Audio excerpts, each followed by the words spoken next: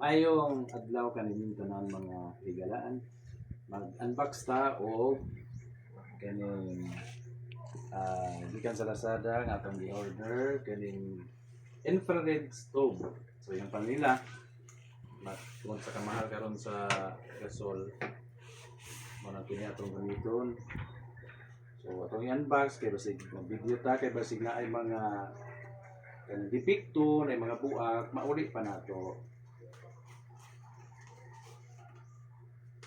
So nindot ni siya sa kaning katong induction cooker, katong magnetic lang. Kay unang rason, pwede bisan unsa nga kaldero ani. Dili pa rin atong induction nga kanto ra mga kaldero nga magmagnet lang.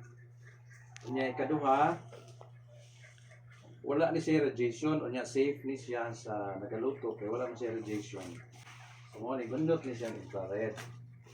So atong tanahon kung kuan man niya. Atong ibakahan ang adlaw sa kalendaryo kung di inaasar kano sa ani nagsugod siya nga giluto nato kung nakatipid ba kita tinuod kung magasol or kini atong gamiton. At ang ilang higalaan sunod ani nga part kung nakatipid ba kita ani nga kanang stove. Okay? So mo ni ang brand niya LA Home o La Home Electric Ceramic Stove Induction Cooker. So mo siya ang forma niya. So testingan nato kung maayo ba ni. Pagkaluto pa ni ron.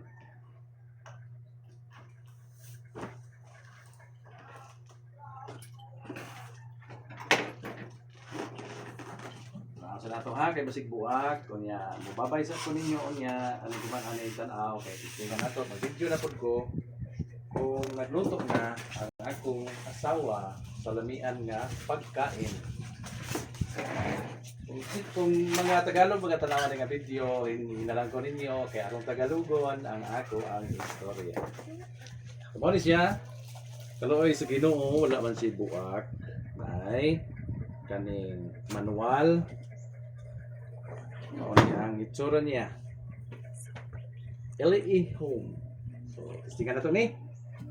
Bye-bye mga chicken.